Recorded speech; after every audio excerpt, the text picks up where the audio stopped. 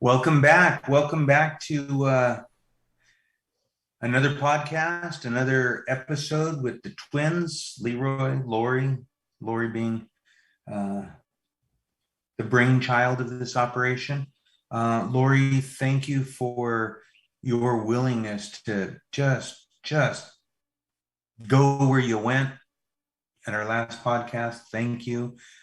Super vulnerable. I think that's going to be one of the themes, one of the backbones of this podcast as we move forward, and hopefully soon we'll have some guests attend, and we'll encourage everybody to be vulnerable.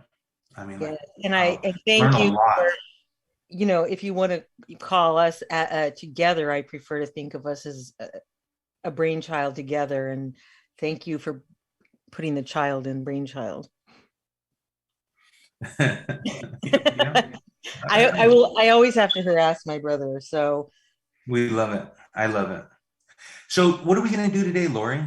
I don't even know what we're doing. What are we doing? well, We're going to talk about you threw us. emotions. You threw us through a loop last time because I thought we were going to come in talking about illicit emotions with an I. So, like emotions that not good, not helpful, or and of course there might have been the defense of it depends on how we use them and so on and so forth.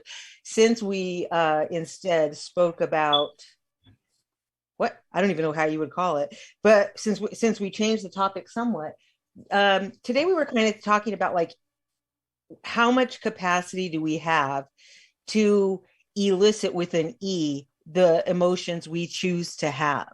Do we have a say in emotions, and does our heart, more importantly, have a say in creating emotions or interpreting them? Because of course, sometimes emotions just happen. You have a feeling, it is there. It is. What do you do about it? Um, my argument would be take it to the heart and do something good with it, hopefully. Leroy, emotionally speaking, how what do you think about yourself in terms of emotion? You an emotional guy? As I get older, I've become more emotional, Mm-hmm. which is not customary. I've been a very I think I mean that's just my upbringing. That's the exposure that I had, and I grew up in large part uh, by my father, and dad was like, emotions don't pay well. He was, old school guy. He's like, yeah, no, emotions don't offer a good yield. So park those on the back burner. So I kind of, that's the way I did for a long time. But, as the years go on and I get older, I have definitely been frequented um, over the last 5 years where even something, uh, you know, a short video clip or a movie or something just really, I mean, it gets me. I do get emotional. Um, Personally, when I think about emotions, and I was thinking about illicit emotions, illicit meaning, forbidden, unwelcome. Um,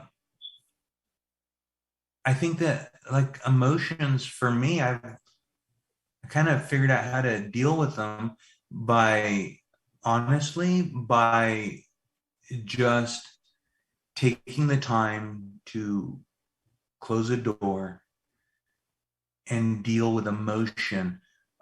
Because I have found that for me, only for me, that if I take the emotion and explore all of the ugly, all of the hurt as deep as I possibly can, and I just focus on it, at the end, I walk out exhausted, but that emotion has been exhausted.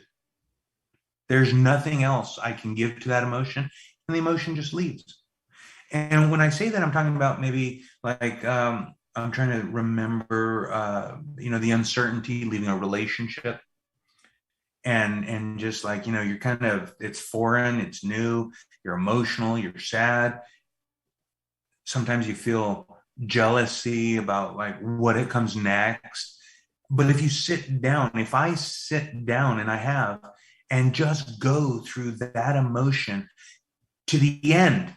It's like that emotion, the lifespan is brought to the front. It's like, step forward. This is the end of it. Because I've already taken that, I've exhausted every possible thing, thought, consideration that I could attach to that emotion. That's good. You exhaust it. You look at it exhaustively, um, rather than repeating one angle over and over, and that's torment. Sometimes, right? Yes.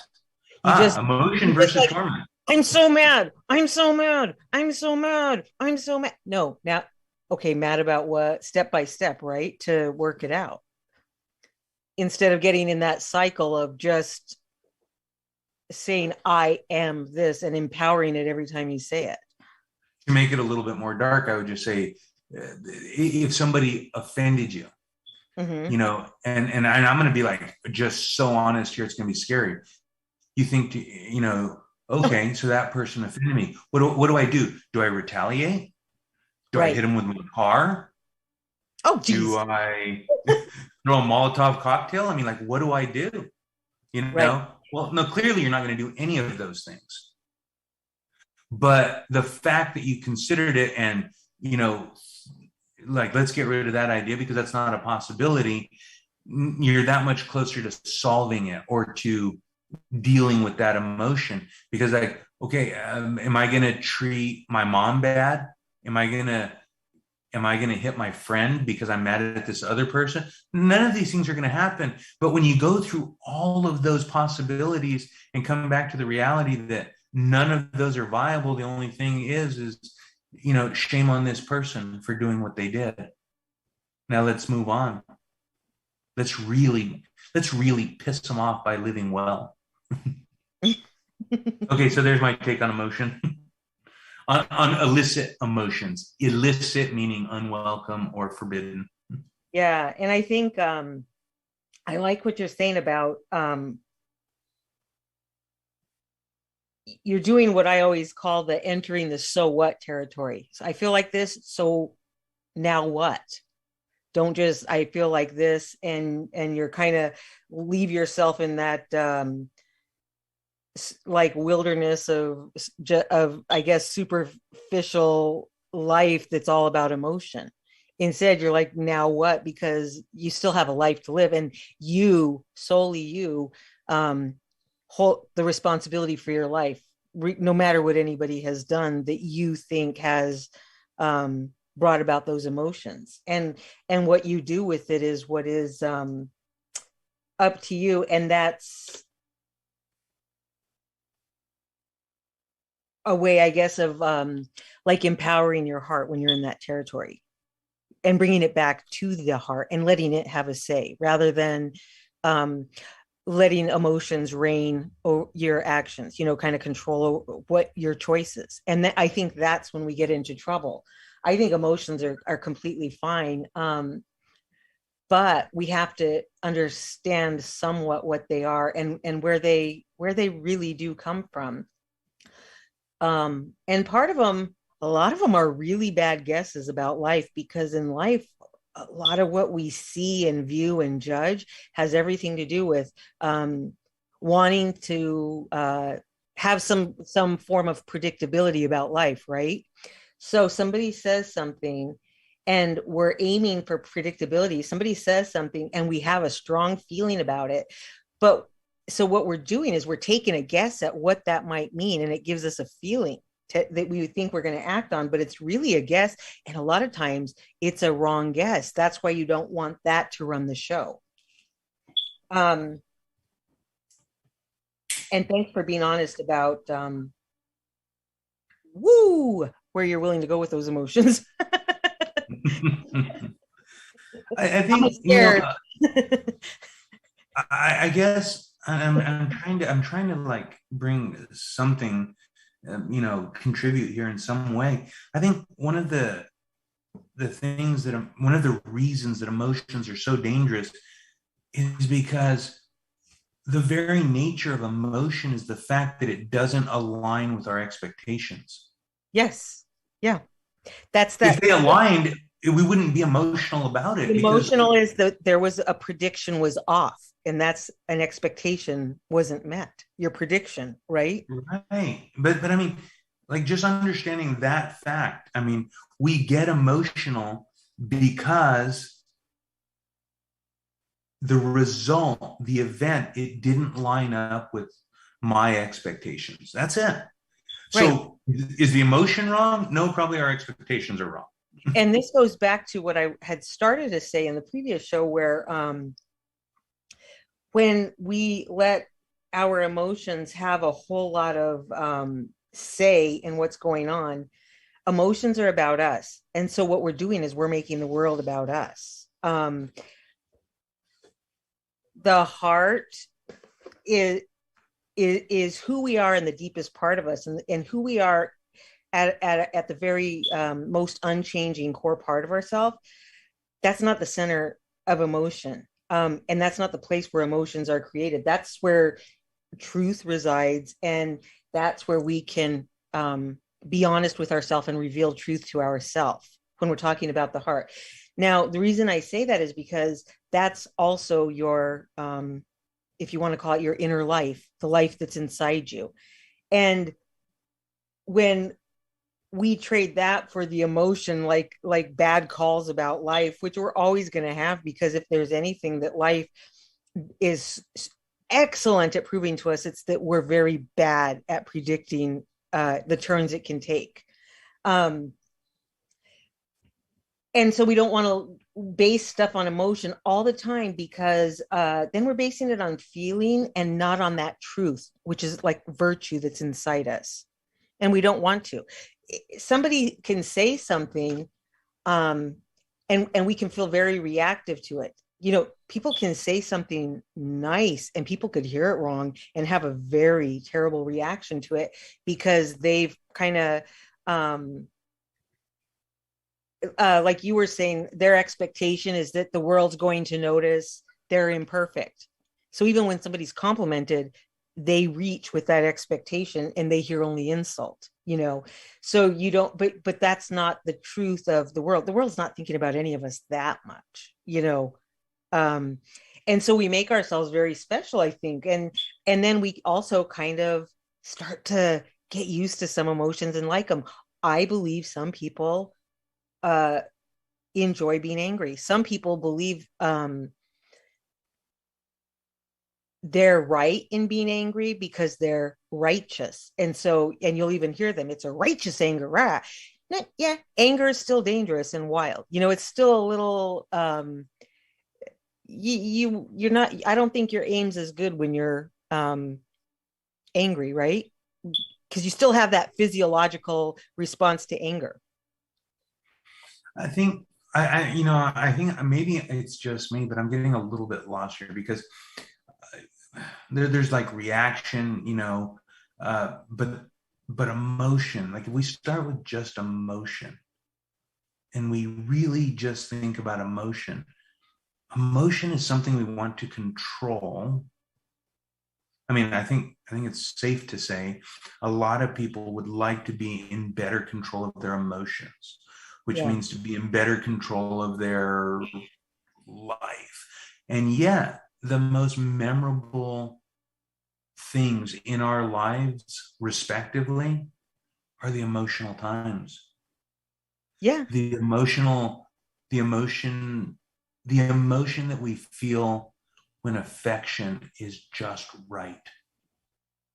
Right. I mean, it's so powerful. It could bring a person to tears. Not me, No, but you're an ice queen. I mean king. but I mean, it's funny. I mean, it's like we thrive uh, on and we savor emotions. Those are like the most valuable occurrences in our life, and yet we're fearful of them. It's like don't. We even heard, don't let your emotions get the better of you. Right. You know, don't don't carry your emotions on your sleeve. Right. Just like so much concern, and yet And yet, who among us wasn't emotional at the passing of a grandparent, Right. And at I the want to, birth, at the birth of a baby? yes, We're emotional. I do want to add what you're saying about getting the affection just right. And it does happen. And it is a feeling, it has a satisfaction to reach these types of emotions. But when we make a mistake is when we start to seek a life of emotional fulfillment rather than just fulfillment itself. Because um, the emotion of falling in love, beautiful thing, but it's not the measure of love. Because to me, a lot of times, a true measure of love is how you can behave and what you can do right in a relationship when you're not in that feeling, the drudgery, the day to day, the monotony. Do you still do your best, or are you only? I don't mean to say you, but or is one only willing to do that when a feeling is there? And that's as humans where we get tripped up, right? I think that's what you're saying.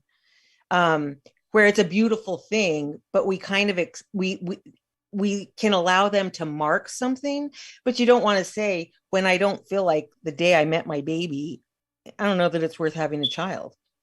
Not a choice, and so you don't want to, and yet we're human, and there are times our kids will disappoint us. There are times our kids will tell us the truth about ourselves and hurt our feelings, and you know what? We kind of don't like them. Do we choose that day to quit being a parent? That's why you would not make those emotional choices. Tell me if I heard you right. I'm sorry. I don't recall because I was thinking about something completely different.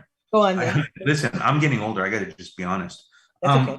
But I was gonna say or ask you, do you think that there is a certain amount of value or any value at all, really, to governing emotion?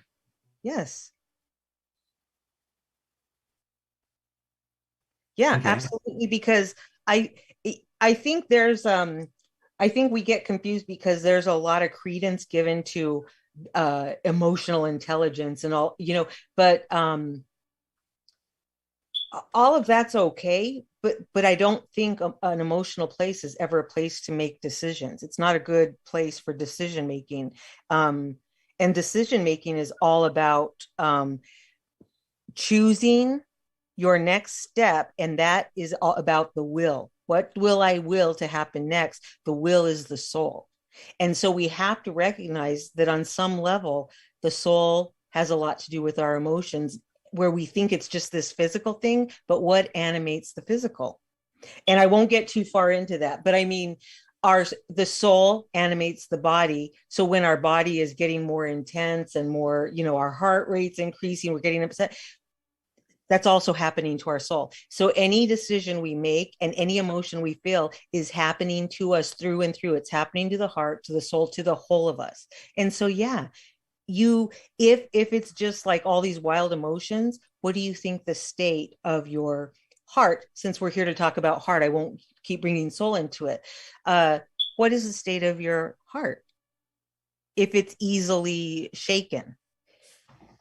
And so I think you need that solid inner life that can be consistent, and does not is not does not behave a certain way only when a certain feeling is present. That's got to be like the lowest odds game in the casino, right? So you're taking this to a level I never imagined. When you first brought up emotion, all I thought about was Saving Private Ryan and the standoff on the bridge. Like, it was like emotional that this is where it was ending.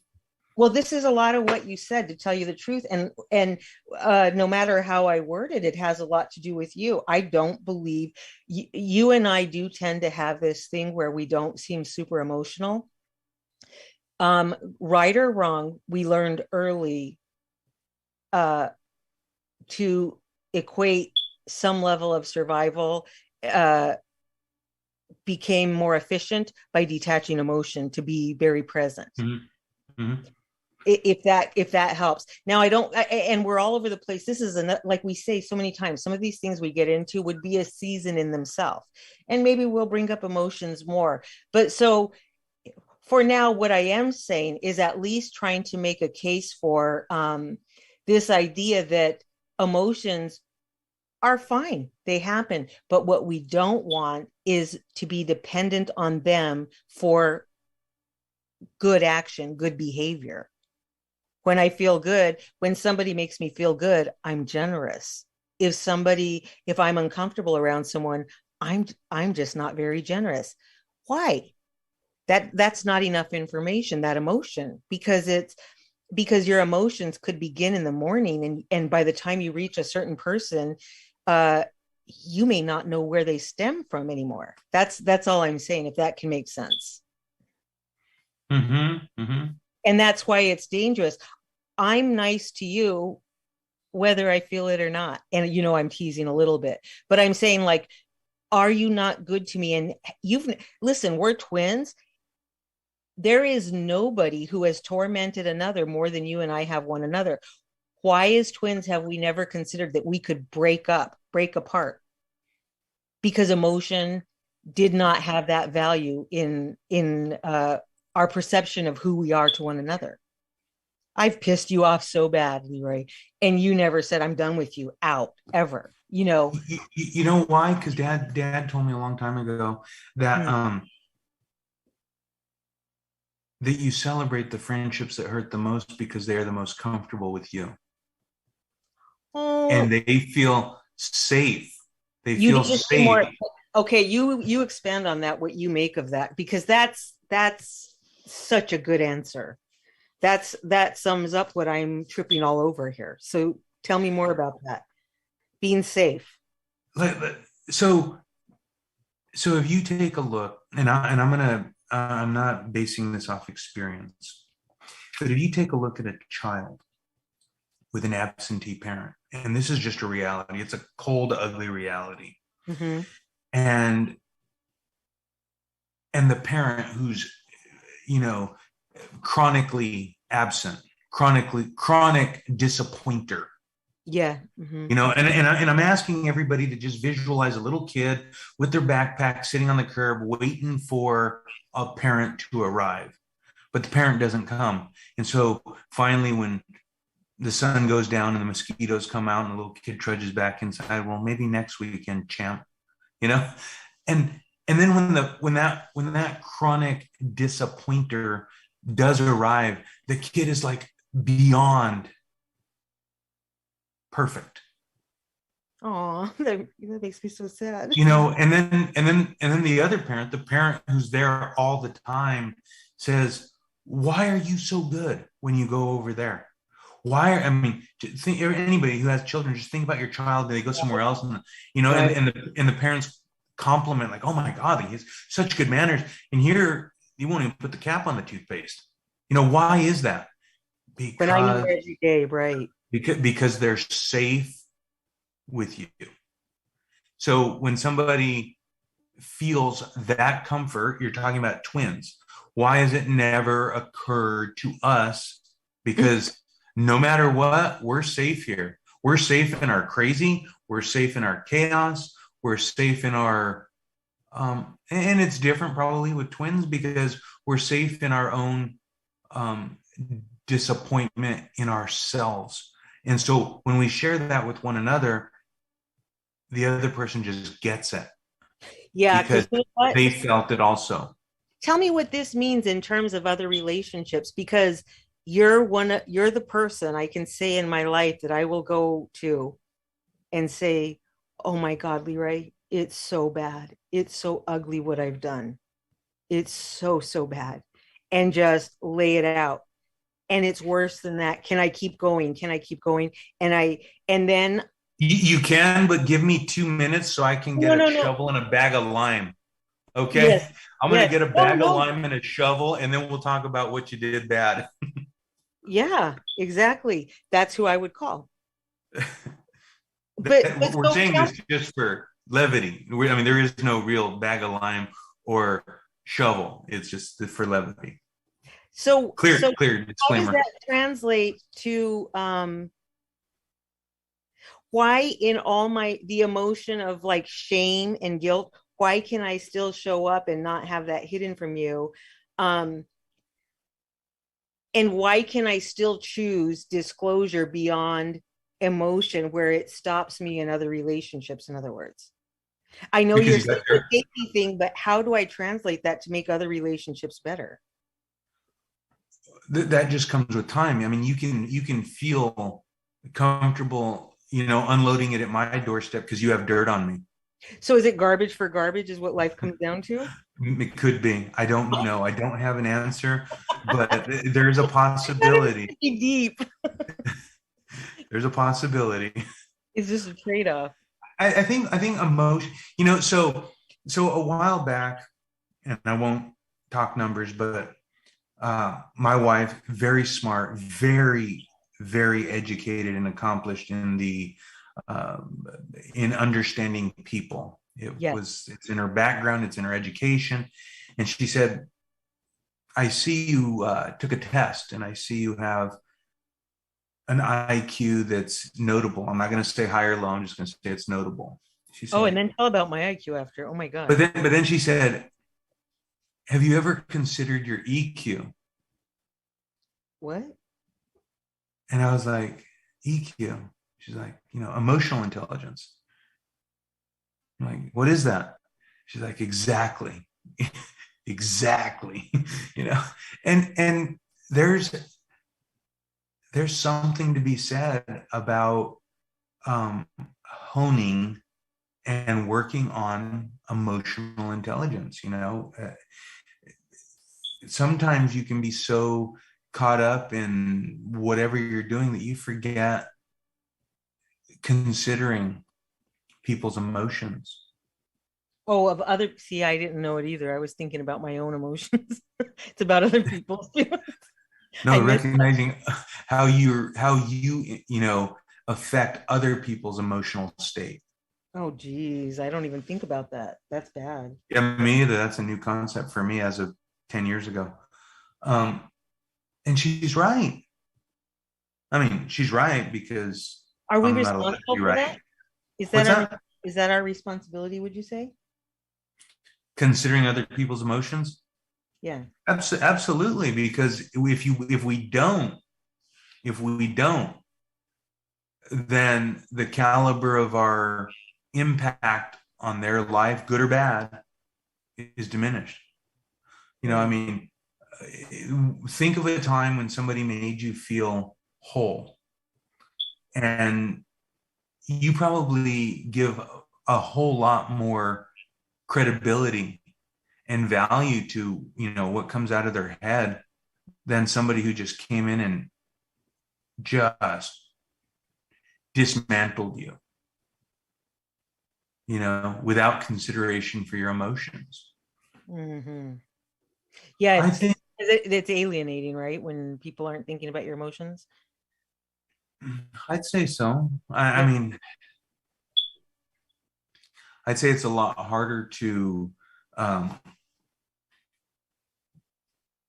it's a lot harder to sell high dollar tickets to a composition, by an orchestra if you don't feel good when you get there.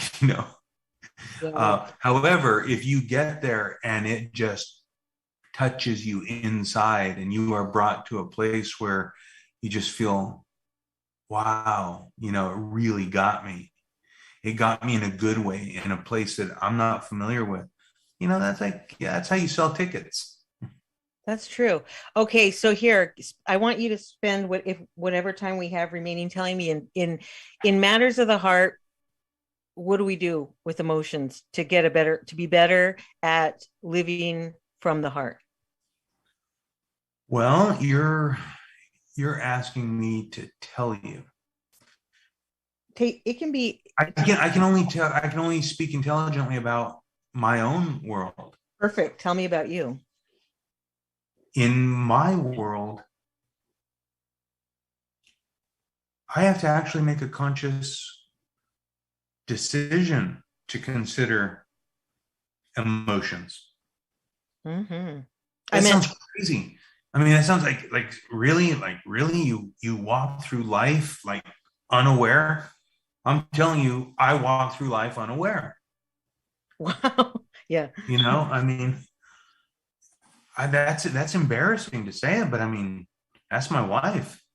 You know, it's like yeah, So, so stop there's and oh, no gray in my life. There's no right, gray. It's like right. things are just as they are. So are you saying that you need to stop and think how something might land or how somebody's feeling before you do something? Or how do you mean specifically? Like when I say Who, who this, do who do I want to be in your life? Well, it's unavoidable. I'm your twin. But who do I want to be when I show up to embrace you mentally? mm-hmm, Who do I want to be? Because if I am who I want to be without so considering, you know, if I'm only thinking about like, you know, I like to make people laugh. I like to joke. mhm. And if I show up with that without considering your emotional state, then yeah, there's no real value there, you know, but it's like, so now I have to, who do I want to be in your life? I want to be somebody that is in the moment for you as well as for me. And that means emotionally. Oh man, that's a lot of work for me because I'm maybe not used to always doing that. That's good though. Sometimes you know something's true because I get this little feeling of like dread, and I'm like, that means it's right because I have my work cut out for I me. know this is true. I know this is true because my wife told me it's true. What? Oh, I got yeah. That's how I know it's true. He told me Um, I believe it is. so emotions run. I mean, it's like octane. It's like, you know, it's like fuel. We are driven. We have to be careful. We have to be mindful because um, I mean, sometimes I just like throwing ugly things out there. We have to be mindful that our emotions are at least monitored by Yeah, ourselves. fair enough. Here's an ugly word: suicide Hmm. occurs when people are at emotional lows. That's hard. If they go unchecked, it's extremely hard. You know, it's like you have to be.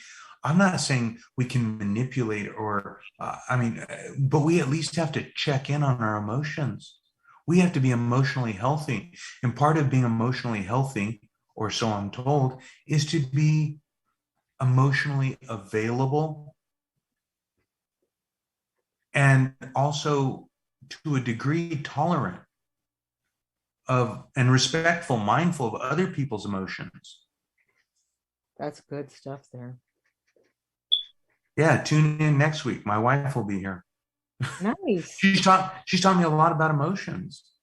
Yeah, it's amazing what you're saying because I don't think I do an emotion check-in with myself ever. Like a lot of times if people ask how I am, I don't know. Like I have no idea. Seriously, I'll be like I don't even, and I don't always know how I feel about stuff because a lot of times I'm not even sure if I'm feeling something about stuff. Um You know what? It's funny because Joanna, I'm like, what are you thinking? Yeah, I mean, we have this whole thing going back and forth, but she'll be like, you know, got to do a little emotional inventory. You know, I don't do what's that. out there? What's out there? And not just yours, whomever you're dealing with. You know, Uh, Joanne is she's just got it. I mean, there's no other way to say it. She gets it. She gets people, and I don't.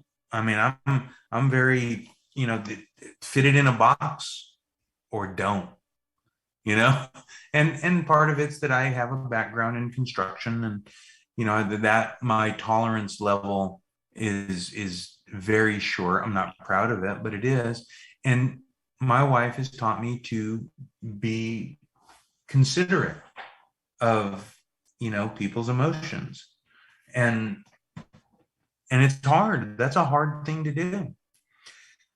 So in kind of wrapping this up, Lori, I think we do need to recognize that some of the best moments in our life are emotional moments. Some of the worst moments in our life are emotional moments. I don't think we can govern completely emotion. I don't think we can dismiss emotion. There's a certain amount of just accepting emotions and being mindful, checking in on emotions so that we can be welcome participants in so many people's lives, you know. How about this? How about we say we accept to a certain extent that we can't always govern our emotions, but the flip side is we understand that our by the same token, our emotions should not govern us, and we respectfully live somewhere within that. So basically we just know we know nothing. All I know is I know nothing. Well put. I So wish I had better information to give, but I mean, yeah, emotions are a you know tricky what? subject. Maybe we'll reach out to Joanne and see if she'll come and we'll revisit You know emotions. what? I guarantee you we would all really enjoy her Oh yeah. views and understand. You know what? That's all we figured out today. We Yep. need somebody more experience with more experience. Yes, agreed. Okay. So and for next time, Joanne. Joanne, you're getting called out here, baby cakes. Um, Sorry, and thank you, thank Joanne. See you next week. All right. Listen, thank you, Lori. Thank you for helping me, get through this and taking the time. And you It's always a good leave me overview, right? emotionally intact. Oh wow. Good. All right. Until next time, like, share, especially like and share. And thank you for tuning in. Adios. Adios.